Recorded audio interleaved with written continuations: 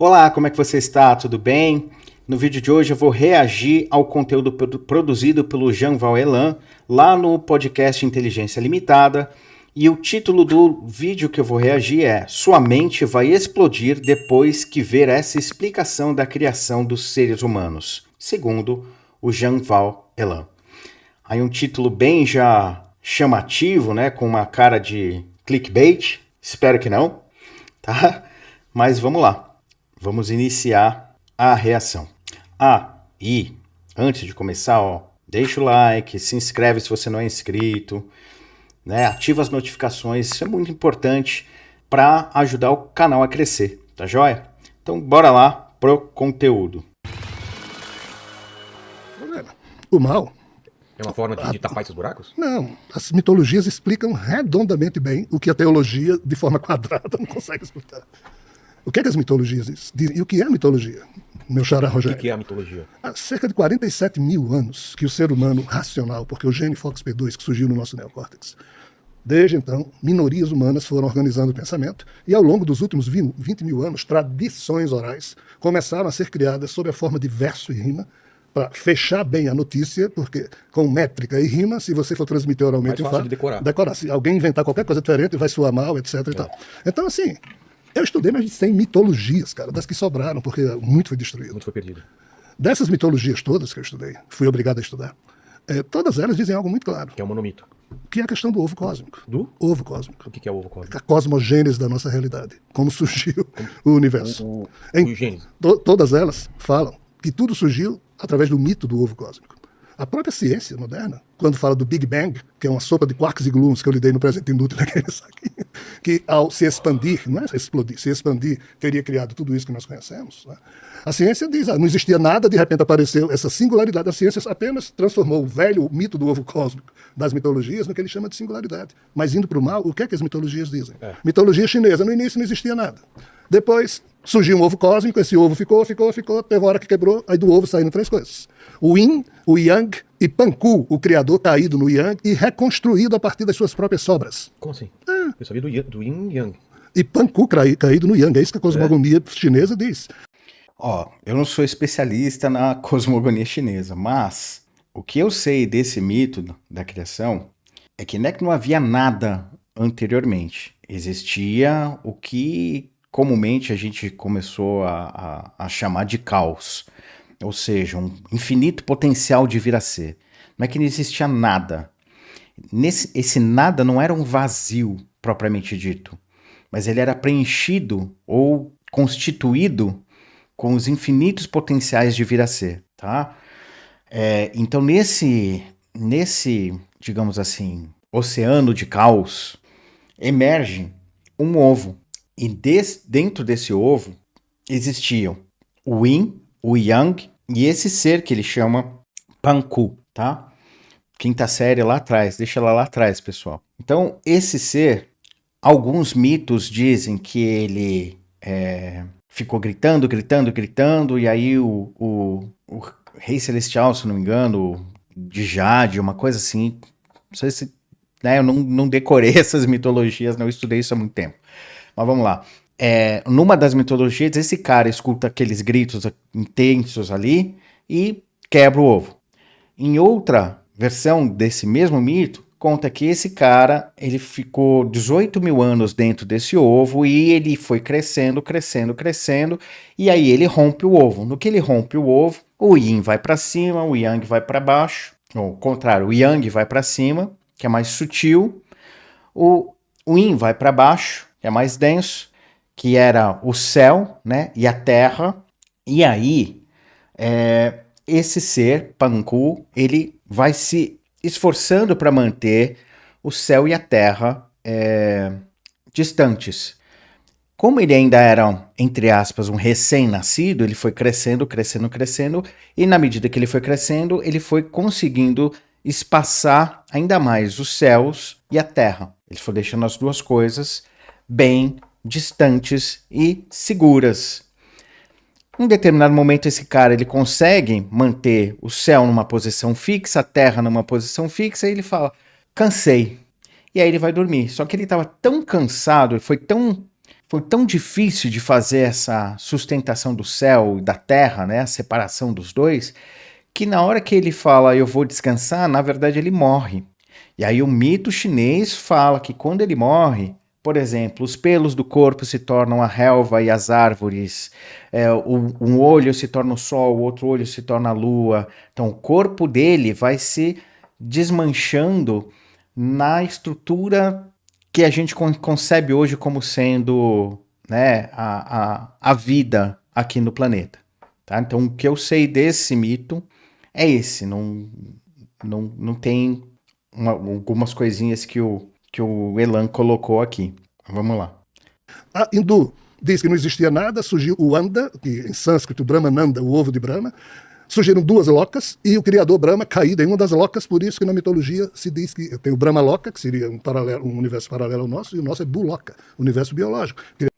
Gente, desculpa, mas isso é muito louco, porque primeiro que eu vou até voltar aqui para ver se eu não entendi errado, tá? Porque de repente eu posso ter entendido errado. Deixa eu voltar aqui. Que seria um universo paralelo ao nosso, e o nosso é Buloka. Não, peraí. Antes disso. Beleza, diz. A hindu diz que não existia nada, surgiu o Anda, que em sânscrito Brahmananda, o ovo de Brahma. Gente, ó, vamos lá. Anda não tem nada a ver com Brahmananda, que não tem nada a ver com o ovo de Brahma, tá? Brahmananda significa a bem-aventurança que vem de Brahman. Brahma Ananda. Ananda seria um estado que, para ficar um pouco mais próximo de nós aqui, seria a experiência ao mesmo tempo daquilo que a gente sente como felicidade, como contentamento e como plenitude. Com um sentimento também de um amor, de um bem-querer. Mas não um amor romântico. Vamos colocar um bem-querer. Ananda seria a experiência ao mesmo tempo desses estados. Uma felicidade, uma plenitude, um carinho, um bem-querer, um contentamento, né? Brahmananda seria esse tipo de experiência, esse tipo de Ananda que o yogi, né, uma pessoa, um homem, uma mulher, enfim, vai experimentar quando se percebe de alguma maneira fundido ou dissolvido em Brahman, tá? E aqui é importante a gente fazer essa distinção. Brahma ou Brahma é uma coisa, Brahman ou Brahman é outra coisa, tá? Brahma seria aquilo que os hindus chamam de Deus Criador. Brahman é um princípio que transcende qualquer tipo de artifício que a gente possa dar a ele. Tá? Então, Brahmananda é essa bem-aventurança, vamos colocar assim. Para o nosso linguajar aqui, para não ficar uma coisa muito distante, bem-aventurança divina, tá? Para simplificar bem, tá?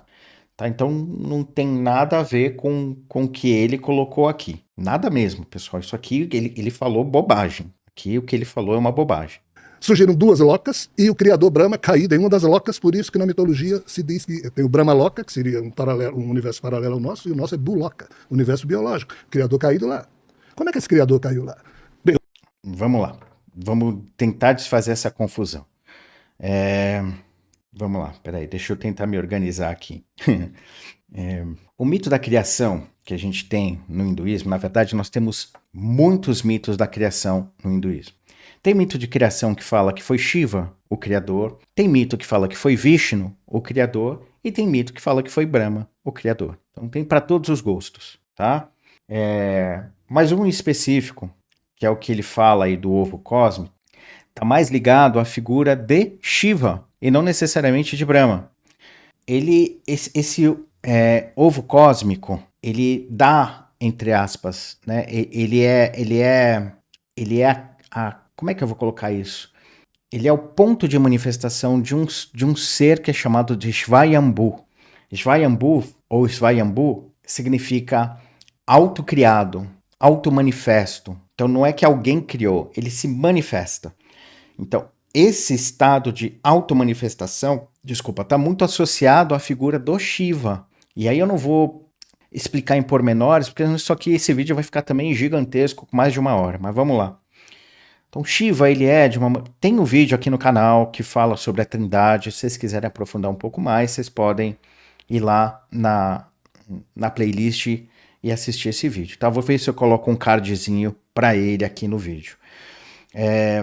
Mas o Shiva, falando de maneira bem concisa aqui, ele vai representar aquilo que nós chamaríamos de consciência, aquilo que é transcendente, aquilo que faz com que a gente tenha uma sensação muito mais palatável, no sentido de ser reconhecível, do dito Brahman, tá? Então, Shiva é como se fosse o último, ou o primeiro, dependendo do ponto de vista, né, o primeiro aspecto de Brahman que a gente poderia experimentar, poderia se enamorar. Depois a gente tem a sensação que vem como Vishnu, que é a sensação de ser, de existir, né, quando a gente tem uma sensação concreta de que algo é, de que algo existe.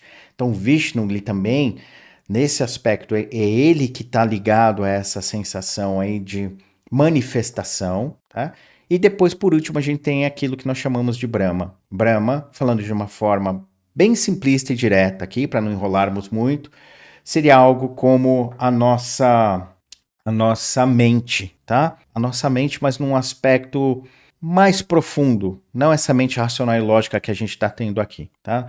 E aí também um dia a gente pode falar um pouquinho sobre essas mitologias do Ganesha. O Ganesha também vai representar a mente, tá? Mas isso fica para um outro bate-papo. Vamos lá.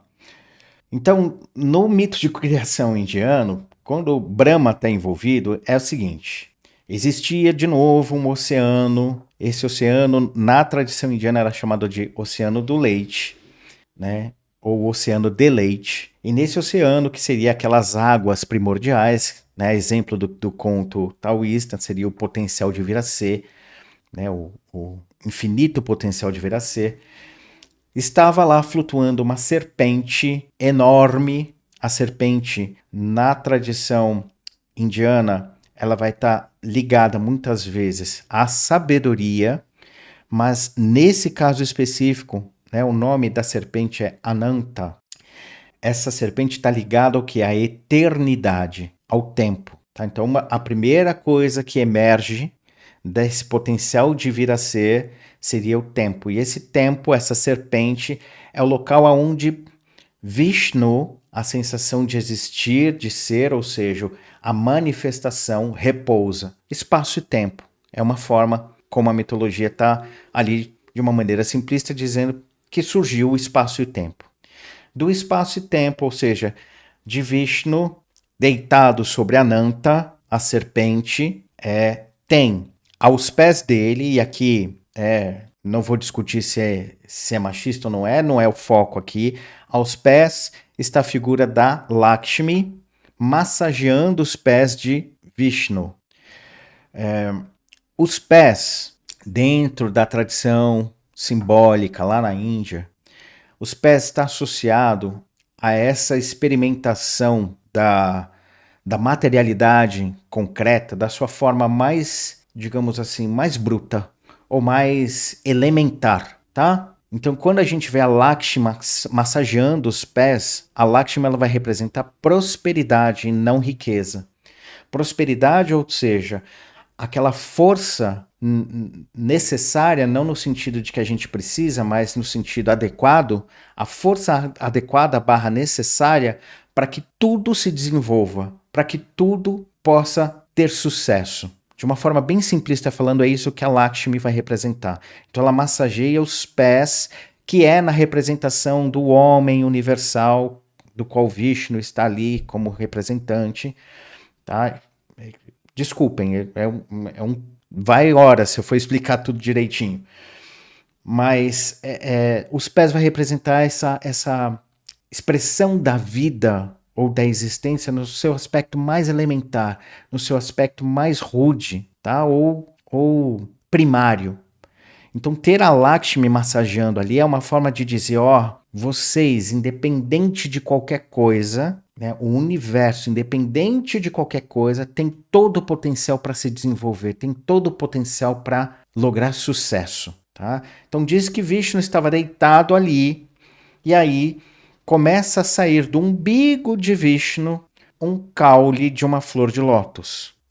Essa flor de lótus lá, na verdade, no umbigo, antes desse caule se transformar numa flor de lótus lá em cima, lá no umbigo estava Brahma. Brahma, ele estava no umbigo de Vishnu. E diz que Brahma, na historinha, conta: Brahma ficava, quem que eu sou? O que é isso? Da onde eu vim? Olha só, tá tudo escuro. O que será que acontece? E aí diz que ele começa a se aventurar e a subir pelo caule. Ele sobe um pouco, para, sobe outro pouco, para, fica com medo, volta, né? Até que ele sai lá na flor de lótus. E lá na flor de lótus ele, observa, digamos assim, o universo. Ele não consegue perceber Vishnu, numa das versões que eu li, que eu estudei. Ele não consegue perceber Vishnu de maneira direta, então ele começa a achar que ele é o rei da cocada preta, que ele é o único ser, blá, blá, blá, blá, blá, blá. Até que Vishnu consegue entrar em contato, né? Ou entra em contato, não consegue, entra em contato. E aí há um diálogo entre eles do tipo, ei, quem tá vendo, que não sei o que lá, né? Mas antes disso, desculpa, antes de esse diálogo ocorrer, como Brahma estava lá se achando o rei da cocada, ele começa a criar, ele começa a projetar as suas intenções, tudo para preencher aquele espaço. E quando ele faz isso, ele começa a se sentir o rei da cocada. Aí há um diálogo entre ele e Vishnu, e aí os dois se acertam ali, tá? Então não existiu essa questão aí que o Jean-Val falou. Essa questão dos lokas, por exemplo, né? Brahma Loka, existem trocentos outros lokas, por exemplo, Vaikuntha Loka, que é o lugar onde o Krishna, Vishnu, ficaria, né? Tem o Burloka, que é essa realidade mais material. Tem o Svarloka, que seria aquilo que a gente chamaria de paraíso. Então, não procede a informação de que Brahma Loka seria o mundo de Brahma, tá? Loka não é universo em sânscrito. Aqui já tem um erro fundamental. Loka é planeta. É planeta. Então, Brahma Loka seria o planeta onde Brahma vive. Tá mais para planeta do que para o universo. Tudo bem? Então não tem esse lance de universo paralelo nessa história que ele está falando aí. Brahma Loka não tem nada a ver com isso. Tudo bem? Onde nós vamos ter a ideia de um universo paralelo dentro da tradição espiritual indiana? No conceito de Vishnu como sendo a grande deidade, onde tudo emana dele. Então nós vamos ter 3 aspectos de Vishnu. Lembrando que isso aqui é uma história mitológica, mas que Vishnu é simbolicamente uma outra coisinha. Tá? Simbolicamente, Vishnu representa o quê? O potencial, ou melhor, a sensação de que existimos, a sensação de que somos. É o princípio do ser. Ser, tá? Para além do seu nome, para além da sua personalidade, para além de qualquer outra coisinha que você possa imaginar, a sensação inerente de que você é, de que você existe, lá para os antigos yogis, isso é o tal do Vishnu, tudo bem? Mas no aspecto mitológico aqui a gente vai ter Mahavishnu. De Mahavishnu a gente tem, digamos, o espaço universal. Depois a gente tem o Garbhodakashaya Vishnu, que é quando esse mesmo Vishnu se manifesta nesse espaço, ou no cosmo. Não vou nem falar de universo, vou falar do cosmo como sendo a reunião de todos os multiversos. Então esse Garbhodakashaya Vishnu, há uma imagem que ele está lá deitado nessa serpente e que de cada poro do corpo de Vishnu emana um universo. Quando ele inspira, né, ele emana, ou melhor, quando ele expira, ele emana os universos. Quando ele expira, ele contrai esses universos, ou os multiversos. Então, de cada poro de Vishnu se emana um universo. Isso aí é mitologia antiga. Antes da gente falar de multiverso, essas coisas todas, os indianos já falavam disso, tá? Do jeitinho deles lá. É claro que não era análogo ao que a gente tem na ciência hoje, mas do jeitinho deles. Então, cada universo emanado por Vishnu depois recebia o que a gente chama de Kshoradakaya Vishnu, que é o Vishnu penetrando os universos como esse potencial da sensação de ser, de existir, que habita o coração de todos os seres. Essa alegoria que a gente vê em muitas tradições espirituais, de que o divino está no coração e blá blá blá, a essência, né, o Atma, tudo bem? Ou o Paramatma. Então, é isso. Tem o Mahavishnu, que é, digamos, o espaço, o nada. E aí há o preenchimento desse espaço com Garbhodakashai, esse espaço preenchido na respiração do Garbhodakashai, quando ele inspira, ou melhor, quando ele expira, os universos se expandem de cada poro, multiversos. Cada multiverso tem um Brahma, tá? Então, assim, na mitologia você vai encontrar Brahma de 4 cabeças, como é o Brahma do nosso universo. Tem um universo que tem Brahma de 10 cabeças, 12 cabeças. E esse número de cabeças é o tipo de sabedoria ou de, digamos assim, realização que esse tal Brahma tem. Uma coisa importantíssima aqui, Brahma é um título, tá? Ele não é necessariamente um ser, um deus. Brahma é um título. Um dia, quem sabe, eu ou vocês, nós podemos nos tornar Brahma, se esse for o caso, tá? Todos os seres têm condições de se tornar um Brahma, tudo bem? Então, desculpem essa introdução muito longa aí sobre essa parte da mitologia indiana, porque assim, a premissa que ele está usando aí está totalmente errada, não tem nada a ver, tá? Então eu tive que contextualizar para dizer o porquê que não tem nada a ver, tá? Não existe essa de Brahma louca ser um universo paralelo, que Brahma caiu, não tem isso em nenhuma mitologia indiana, pelo menos das que eu estudei, eu não vi nenhuma dessas. Nos Puranas, eu não vi nada disso, tá? No Srimad Bhagavatam, por exemplo, que eu já li, não tem nada disso. Tá? Ou eu comi bola. Pode ser também. Mas vamos lá. Eu poderia listar aqui 10, 12 mitologias falando do ovo cósmico. Parecidos. Iguais. É mesmo? Ou seja, houve um problema na hora da criação da realidade na qual a gente vive. As mitologias dizem isso há muito tempo. Qual é o problema? O Criador caiu. Ou seja, Essa queda significa o quê? literalmente. Uma queda mesmo? Literalmente. É como se você fosse um criador quântico. Aí você cria uma massa de modelar realidades através da sua Kundalini espiritual. Com a vontade? Aí aqui é um campo de probabilidades, como diz a física quântica. E na hora que você joga a sua ideia para fazer um colapso quântico, transformar aquilo em realidade, aí você erra. Pessoal, a Kundalini não tem nada a ver com isso também. Existe uma distorção de um monte de conceitos nesse breve momento do vídeo, tá? Não tem nada disso dentro da Kundalini. Também tem vídeo no canal falando sobre isso, mas lá de uma forma muito resumida, eu prometo. Kundalini significa, em sânscrito, enroscado.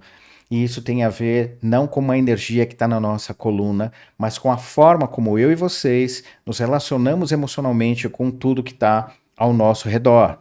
Para certas coisas, a gente tem mais desenvoltura nessas relações emocionais, a gente passa por questões emocionais com um pouco mais de fluidez, e para outras coisas a gente cria lastro, a gente não consegue lidar com as questões emocionais que emergem. Então, quando essas questões emocionais que emergem acabam se lastreando, acabam tendo uma certa consistência na forma como a gente percebe e lida com o mundo, tá? Os antigos chamavam isso de enrosco, E a palavra em sânscrito para enrosco é kundal.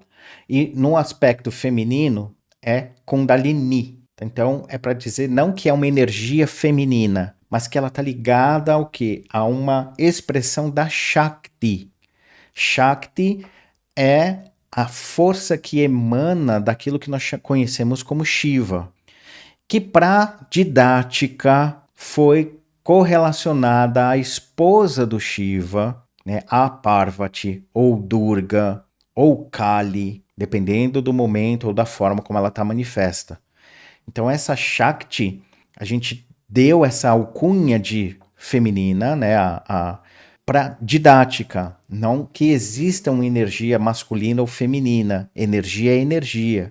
Essas questões que a gente coloca como masculina ou feminina são atribuições do nosso ponto de vista, do paradigma que a gente está tendo aqui de experimentação, tá? É o nosso paradigma, então a gente projeta esse paradigma sobre a tal energia. Então, Kundalini não é que ela seja uma energia feminina, mas ela vai representar esse aspecto de enrosco emocional. Então, o despertar da Kundalini, ele é, de forma prática e concreta, esse desenrosco. Né? Quando a gente consegue sair ou tirar esses lastros emocionais que fazem a gente ficar em looping, muitas vezes, tá? Repetindo, às vezes, uma mesma experiência com roupagens diferentes. Então, isso é Kundalini, não tem nada a ver com o que o Jean Paul falou ali, Tá? E diga-se também de passagem, não tem nada a ver com energia sexual. Aí, segundo Eu falo então de um criador que erra. que errou nesse ponto aqui. Aí é o seguinte, dentro do seu crânio tem 100 bilhões de neurônios, que é o seu cérebro. Aí imagine que a gente, vou pegar uma jujuba dessa aqui, tá? Aí você vai criar isso aqui, aí de repente você cria errado, isso aqui se torna uma espécie de um buraco negro, puxa todos os neurônios do seu cérebro, o seu eu vai junto, mas o seu corpo tomba fora. Isso não tem sentido, pessoal, e só uma informação aqui. Não são 100 bilhões, acho que desde 2010, 2009, se bobear, já se sabe que são cerca de 85 bilhões de neurônios, tá? Eu só estou fazendo esse apontamento porque, assim, é só mais um dado errado que o Jean-Val está trazendo aqui, tá? Então, essa ideia, assim, se partindo da premissa de que não existe essa de um universo paralelo e de que alguém, né, como ele está falando aqui, Brahma, não sei se ele vai mudar de nome, porque muitas vezes eu vejo a figura do Jean-Val atrelada à figura do Javé, né? Como sendo o divino. Então não sei se ele vai mudar o nome. Mas assim, no caso de Brahma, não teve essa história de que Brahma estava lá e ele veio criar, deu algo errado, e aí os 100 bilhões de neurônios do cara vêm pra cá e o corpo cai lá e...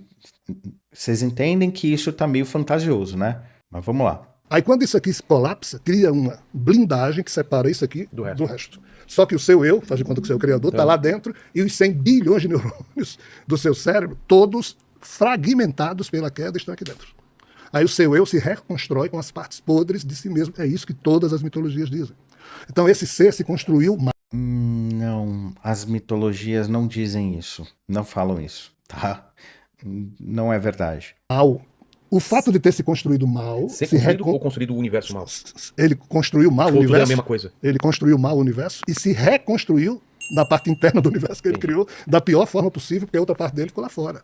Aí esse ser, por ter surgido para a vida assim, ele faz tudo errado, muito mal.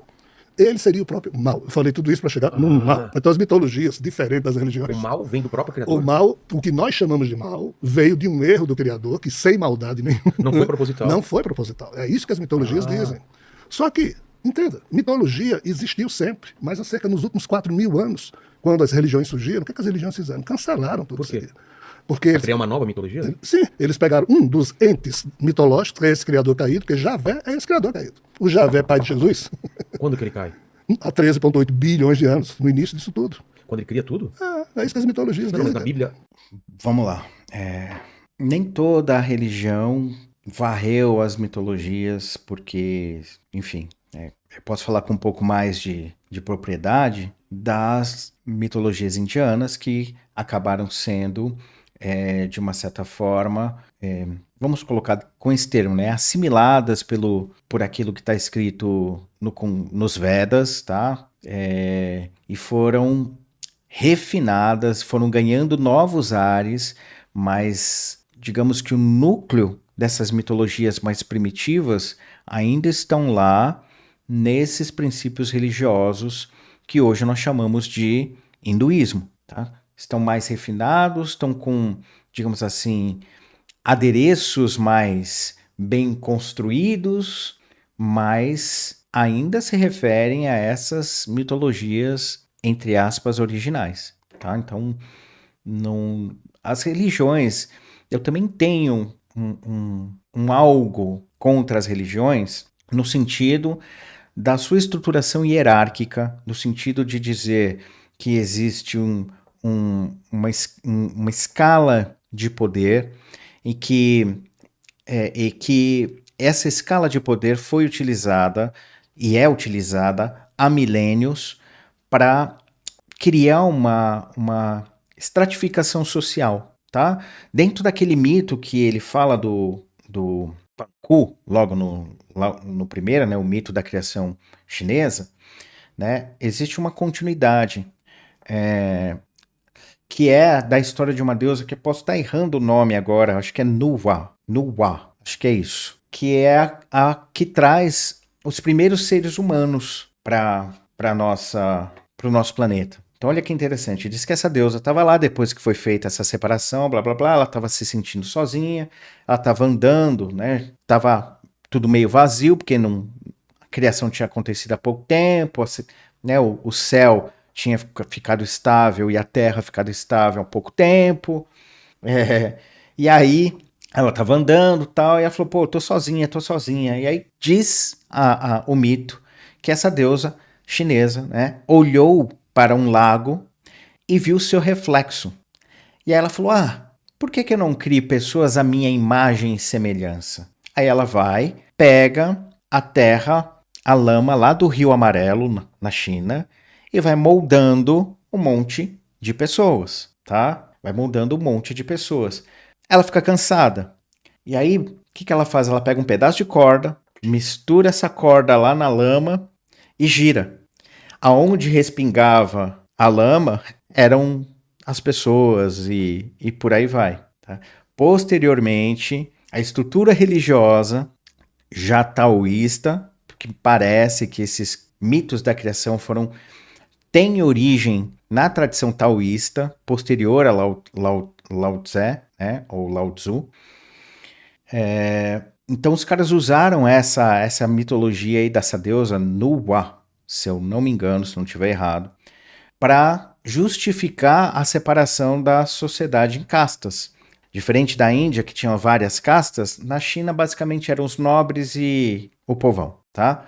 Então eles diziam que os nobres eram fruto daquela manipulação direta da deusa, foi ela que fez com a mãozinha dela, e o resto é que surgiu quando ela chacoalhou a cordinha. Então a minha questão com as religiões é se utilizar dessas questões hierárquicas para criar essa divisão entre as pessoas e a partir dessa divisão exercer um poder de dominação, tá? Cada vez maior. Tudo bem. Mas falar como o Jean Valde que todas as religiões acabaram, né, com os mitos antigos, tal, soa quase como uma teoria da conspiração, do tipo, elas não querem que a gente saiba da verdade, tá? E sinceramente, não é isso que está acontecendo, ou o que aconteceu. Tem algum momento que diz que Javé caiu? A Bíblia, no seu mito da criação, Sim. não. Tá. A Bíblia já não é. A Bíblia, coloca como ele sendo perfeito que não erra, né? não, a Bíblia não Não? coloca como sendo perfeito. A Bíblia diz o seguinte: a Bíblia toma o mito sumério-acadiano, chamado Enuma Elish, que é o mito da criação, copia e reproduz na Gênesis. Aquela parte de 7 dias, 6 Sim, dias. mas observe, Deus ia fazendo as coisas, aí como é que a Bíblia diz? E depois que Deus fez tal coisa, ele viu que era bom. Exato. É estranho, né? É estranho, porque é mesmo, né? Mas- Depois que ele faz, ele... Aí no como céu- se fosse um acidente? Não, ele não sabia o que estava fazendo. Esse é o problema. Aí ele fez tanta coisa, no final ele viu que era bom, mas no sétimo dia aconteceu o quê? Descansou. Descansou. E no mito sumério, como que era? Era a mesma coisa? É isso aqui, É? ele copiou. Só que, qual é o problema? No mito ariano hindu, o que é que acontece com o Brahma, que é o Não existe mito ariano hindu porque não existe um povo ariano, tá, pessoal? Não existe isso. Isso já, né, a academia já comprovou. Não existe um povo ariano, tá? Essa ideia de um povo ariano foi ventilada no final do século XIX por um estudioso das questões indianas, um alemão chamado Max Müller, que estava ali fazendo as suas traduções dos textos em sânscrito, e ele ventilou essa possibilidade de que a riqueza cultural, espiritual da Índia tenha sido trazida. Olha só que interessante, pessoal. Ela foi trazida da Europa para a Índia. Mais interessante ainda, esse tal povo ariano teria sua origem em alguma aldeia no interior do que hoje nós conhecemos como a Alemanha. Tá? Então, foi essa a ideia que foi ventilada. Os pares europeus começaram a achar aquilo muito estranho, tá? Porque essa ideia de um povo ariano foi abraçada, por exemplo, por Nietzsche e por outros caras, outros intelectuais da elite alemã. Tudo bem? Não foi uma coisa assim de solta. E aí os pares europeus e os próprios, né, indianos que ainda não tinham a sua mente colonizada por completo, questionaram essa parada. E aí, quando esse Max Müller percebeu que a sua reputação estava indo para o lixo, a reputação acadêmica estava indo para o lixo, ele falou, não, eu nunca falei de um povo, eu sempre falei de uma língua, eu estava falando de uma língua. Aí ele começou a entrar no viés linguístico. Então, até o cara que fez a proposta, lavou as mãos e falou, não falei de um povo, era uma língua, e blá blá blá. Então, posteriormente, né, quando por mais que o cara tenha falado isso, o cara que fez a proposta tenha dito isso, essa história de um povo ariano perdurou, né? A gente viu onde isso foi dar na Segunda Guerra Mundial, né? A gente sabe, né, do que o carinha de bigodinho lá dizia, né? E então foram feitos alguns estudos para refutar de vez essa teoria da invasão ariana, que depois mudou para... Não era uma invasão, era uma migração. Pra vocês terem isso aqui é o que nós chamamos, de uma certa forma, de eurocentrismo. Os europeus, eles passaram a observar toda a história, ou contar toda a história a partir da perspectiva deles, tá? Então, com base nisso, com base nesse eurocentrismo, num primeiro momento, o que foi dito foi invasão. Foi uma invasão. Eles eram tão superiores que eles invadiam. Então, era uma coisa do tipo colonialista mesmo, a gente chega, a gente é que sabe das paradas, a gente é que é sábio, vamos tomar conta. Depois, já no século XX, no meados do século XX, mudou-se para migração ariana. O fato é que essa teoria ela foi já refutada, inclusive com estudos com base em DNA, tá? Como que se diz, né? Com vários estudos. Quando você faz um estudo, você pega esse estudo, devolve para os seus pares da academia, para os caras pegarem e observarem os métodos. Tudo isso foi feito. E o que se chegou à conclusão, inclusive por meios também arqueológicos, é que o que houve não foi uma migração ou invasão de povos para o subcontinente indiano, mas o oposto, uma diáspora, povos saindo do subcontinente indiano em direção à estepe da Ásia Central e o leste europeu. E quando eu falo de arqueológicos também, porque os caras encontraram, tá, alguns grãos, porque essas pessoas que estavam saindo do subcontinente indiano, elas não iam sem comida, então eles, né, pegaram a sua comidinha e levaram essa comidinha com eles. E quando levaram a comidinha, levaram também os ratinhos que se alimentavam dessa comidinha. Então acharam esses restos de roedores que são endêmicos do subcontinente indiano em áreas bem próximas da Europa, dessa, como eu disse, né, do estepe da Ásia Central ali. Então, a premissa do Jean-Val, ela está infundada. Então, eu poderia, de verdade, já parar o nosso react aqui, porque o argumento central, né, o axioma do Jean-Val é falso, não existe. Então, tudo aquilo que deriva disso também muito provavelmente é falso. Não estou dizendo que seja uma mentira que ele está inventando, mas talvez ele esteja usando algumas ferramentas para sustentar a sua argumentação que não tem base concreta, que não existem, tá? Mas vamos continuar escutando o Jean-Val aí. O mesmo Javé, apenas o nome é diferente. Brahma trabalhava e de vez em quando ele lona. Ele o quê? Lona, ou seja, dormia, desmaiava, implodia, entrava em coma. Por quê? Por causa da intensidade da Pelo pressão? modo como ele se reconstruiu. Ele se reconstruiu mal porque reconstruiu a partir de si mesmo, ou seja, das suas partes podres. Entendi. Isso não existe, pessoal. Na mitologia hindu, não existe. Em cima disso, todas as mitologias afirmavam isso. Quando as religiões surgiram, eles pegaram alguns desses contos aqui, manipularam, esconderam a obviedade de algumas coisas, mas não fingiram que era obra perfeita. Quem inventou que isso aqui era perfeito foi Santo Agostinho de Hipona, no século IV, de saco cheio das pessoas chegarem para ele e dizer: Agostinho, Deus é bom, é perfeito, é maravilhoso. É. Mas olha a vida é porcaria, porque as espécies nascem todas querendo matar umas às outras, então Deus não pode ter criado isso. Não, a vida é boa, Agostinho não é boa, não é. Um belo dia ele deu um murro na mesa. Olha, quem a partir de hoje disse que a vida é ruim vai para o inferno. Então, olha, Deus é maravilhoso, a vida é maravilhosa, e todo mundo tem que agradecer a Deus a dádiva da vida. E acabou-se. Ponto. Isso é teologia. Aí, porque Agostinho disse isso, os católicos, os cristãos são obrigados a acreditar e acreditam. Mas nós somos necrófagos, nós comemos cadáveres. Nós, quem? Eu e você, e todo mundo aqui na Terra. Que porra é essa, cara? Não, mas a gente põe sal, pimenta. Veganos, né? Mas assim, que tipo de criação é essa? Em que todo mundo é obrigado a, entre aspas, tomar de outros, matando por corrupção. Segundo as mitologias, o primeiro traço psíquico do Criador quando caiu foi o de sobreviver a qualquer custo na sua criação.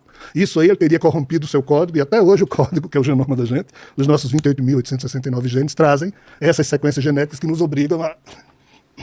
Então, assim, o assunto é muito sério. Ah, pessoal, não sei o que comentar, porque, né, o fato da gente ser carnívoro, na verdade nós somos onívoros, né, não representa uma falha do divino ou qualquer outra coisa assim.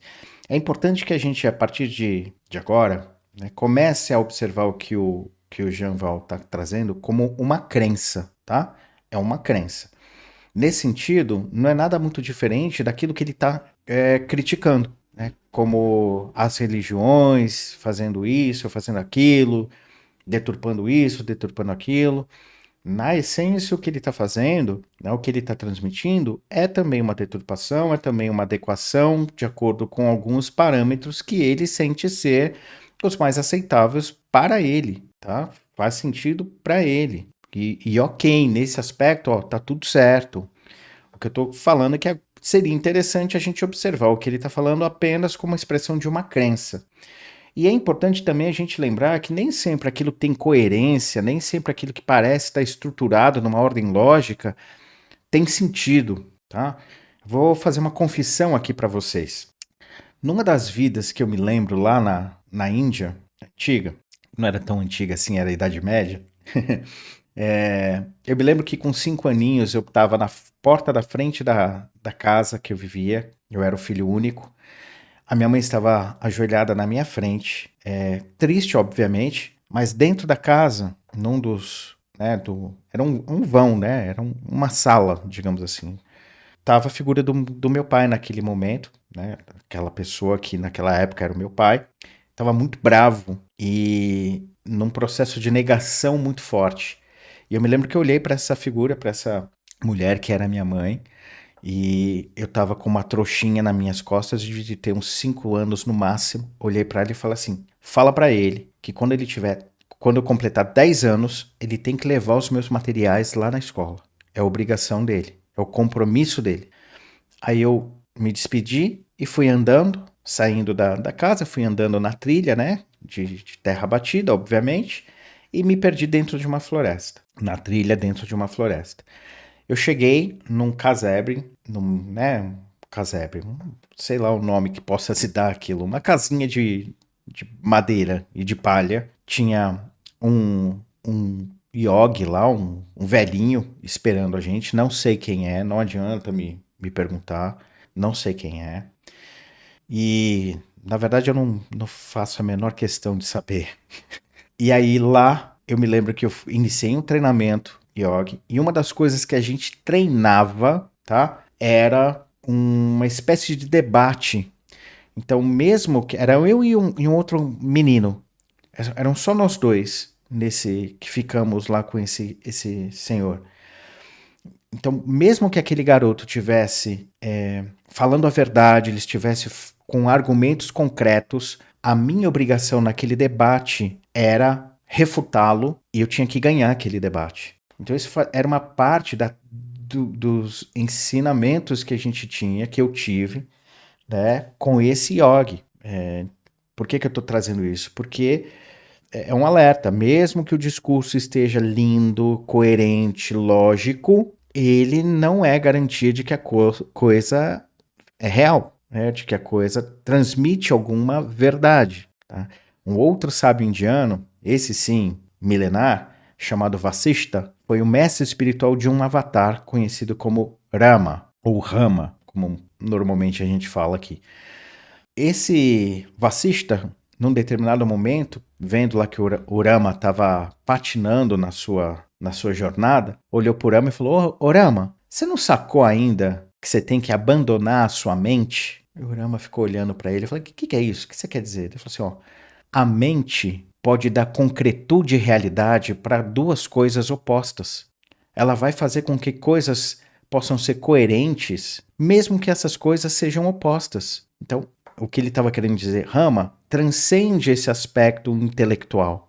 Não fica preso nesse floreamento de palavras, porque ele é ilusório. né? E aí ele convidava o Rama a fazer o desenvolvimento da autopercepção, tá? Então, bora lá. As religiões inventaram essa coisa, não, Deus é perfeito, é onipresente, é onisciente, ele é maravilhoso. Os humanos é que são a doença da vida. Pecadores, papapá, desde o mito do pecado original.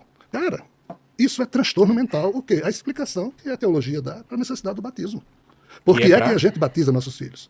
Porque Eva não deveria ter comido fruto, que ela não comeu nada, ela tomou uma beberagem, do jeito que a gente... Aí agora já explodiu minha mente. É a fofoca. É mesmo? Ayahuascas da vida, canabiol, floral. Mas quando você... vamos depois falar isso, só para não perder a linha do mal. Então, a figura de Lúcifer, Satanás... Outra história. Isso é tudo invenção da igreja. Tudo invenção? Esses seres existem, mas existem? não são nesses termos. Eu escrevo isso... Existem anjos? Infelizmente, sim. Infelizmente? É porque a gente pensa que são maravilhosos e são robotizados. Peraí, que agora eu quero saber quem são. Tem alguma coisa que faltou da tua explicação antes pra gente ir pra outra? Então vamos fechar esse assunto antes de ir pra anjos e demônios que... Vamos fechar aqui o mal. Tá. Então o diabo não existiria. O que existe é toda uma imperfeição criada a partir da queda desse ser e toda a descendência dele, inclusive nós humanos, que somos a última descendência mais atualizada, herdamos esse genoma cheio de defeitos e nós humanos estamos fazendo o favor divino de sofrer na gente todas essas dores, em sentindo incômodo, a gente dá um jeito de se curar e você só se cura se você promover uma mutação no seu genoma. Na hora que você, entre aspas, ajeita em você um câncer, uma doença, você está fazendo um favor divino ao dono do código, o original, que faliu, e quando a inteligência falha, ela cria outras inteligências para delas, ela se servir, e é isso que esse ser se serve de todos nós. Por isso que ele diz... Pessoal, não tem sentido, tá? Não vamos levar adiante o que o Jeanval está colocando aqui. Então, essa coisa de... né, eu vou até voltar para a gente reforçar o ponto aqui de que não tem sentido, tá? Não tem sentido o que ele está falando. Todas essas dores, em sentindo incômodo, a gente dá um jeito de se curar e você só se cura se você promover uma mutação no seu genoma. A gente, quando está com gripe, a gente se cura, a gente não mudou o nosso genoma. Quando a gente está com diarreia... e a gente deixa de ter diarreia, nosso genoma não muda, tá? Mesmo que a gente se cure de um câncer, o nosso genoma não muda. Então essa afirmação não faz o menor sentido, pessoal. Na hora que você, entre aspas, ajeita em você um câncer, uma doença, você está fazendo um favor divino ao dono do código, o original, que faliu. E quando a inteligência falha, ela cria outras inteligências para delas, ela se servir. E é isso que esse ser se serve de todos nós. Por isso que ele diz que é dono de todos nós. Então, assim, o mal que a gente percebe seria isso aí. Só que o que a igreja diz? Não, o mal surgiu com o pecado original, porque Deus, ou seja, Javé, o Brahma, maravilhoso, queria criar o ser humano de um jeito, e Eva, as mulheres pagam um pato. Eva atrapalhou tudo, e ainda convenceu o bonzinho do Adão a cair também. Mas, qual o problema? Quando hoje... eram seres... que viviam para sempre, tinham uma vida eterna. Quando tinha vida longa, não era eterna, vida longa. Eles eram meio retardados. Eram ingênuos. Ingênuos. E aí, quando comem o fruto da sabedoria, expandem o conhecimento. É isso? Esse comer aí... é de onde vem, assim? É mais uma distorção. Porque não era comer, era beber. Epimeteu, na mitologia grega, era o... Tá, pessoal, então, assim, acho que não tem muito que a gente derivar de algo que seja realmente contundente para a gente mudar algum paradigma, alguma coisa de fato na nossa experiência concreta do dia a dia, né? É muito mais o papo dele nesse momento, para mim, ficou muito mais como um entretenimento, tá? Algo que é curioso, que faz a gente entrar em alguns aspectos de experiência emocional, mas que de verdade, não faz o menor sentido, tá? Isso aqui não faz o menor sentido. Peço desculpas a quem, sei lá, de repente gosta da abordagem do Jeanval, tá? A minha crítica aqui é o conteúdo, não tenho nada contra o Jeanval, pessoalmente, mas este conteúdo não tem sentido, tá? E aqui eu não estou falando... porque eu fiz faculdade de espiritualidade na Unicu, tá? Não tô falando por conta disso, não. Eu tô falando simplesmente com base naquilo que a gente tem de conhecimento dos próprios textos sagrados, do pouco que eu tenho de conhecimento da mitologia indiana, né? Da chinesa, que eu estudei um pouco da Suméria, não é à toa que o meu apelido aqui é Enki, tá? Então, o Enuma Elish, que ele falou que é da onde vem o mito da criação reproduzido lá na Bíblia Sagrada Cristã, ou também, né, no texto da Torá, esse mito, ele ilustra de uma forma ali, né, alegórica, as dinâmicas das enchentes, da subida das águas, do recuo das águas para os leitos do rio Eufrates e Tigre, do encontro dessas águas com o oceano ali, sabe? Então, é facilmente. Dá pra gente perceber isso facilmente quando a gente lê. Que os caras estão falando de fenômenos da natureza ali e de como eles viam que, né, daquele lodo, né, vinha do encontro das águas e tal, vinha um solo mais fértil, sabe? É isso. Mas, ok, né? Se o Jean Val quer sustentar a narrativa dele e tal, se isso faz sentido pra ele, pra algumas pessoas que o seguem, tá tudo certo, pessoal, tá tudo beleza, tá? Tá tudo beleza. Eu também já uma vez, dando palestra lá no espaço do Wagner Borges, no IPPB, eu tava lá dando uma palestra e tal, e de repente eu senti a presença de um vulgo amparador ou mentor, né, uma presença espiritual, e aí ele simplesmente falou assim, só tira o paradigma de uma pessoa se você tiver um outro para colocar no lugar, que faça sentido, né? Assim, não tira algo que para alguém está fazendo sentido, que está dando para aquela pessoa uma estruturação, uma forma de ponderar a realidade, sem que você coloque alguma outra coisa que complemente ou que refine aquela experiência que a pessoa está tendo. Tá? Então, nesse sentido que eu estou falando se você acha interessante, acha lógico, verdade isso que o Jean-Val está colocando, tá tudo bem. Se isso está te dando uma sensação de centramento, de te dar um impulso para você se tornar talvez uma pessoa mais equilibrada no seu dia a dia, maravilha, né? Mas eu não posso aqui dizer que o que ele está colocando em termos da mitologia indiana, das coisas que ele falou aí, que eu fui já pontuando, que aquilo ali é verídico, aquilo ali não é verídico, aquilo ali não procede, tudo bem? Então, eu nem vou mais continuar assistindo o vídeo, porque, como eu disse, eu acho que agora virou só um entretenimento, não tem nada muito que possa nos acrescentar, não. Então, agradeço demais a vocês que ficaram comigo aqui no vídeo.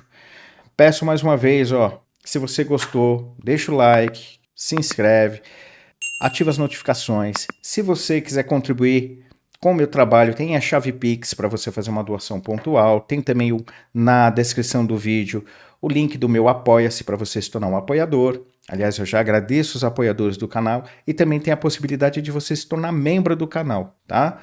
Você, com menos de R$5, pode se tornar membro do canal. Então, agradeço demais a vocês que são membros e apoiadores. E também a você que está aqui comigo, que de repente só curte, só escreve um comentário e, enfim, compartilha. Tá joia? Então, até o próximo, pessoal.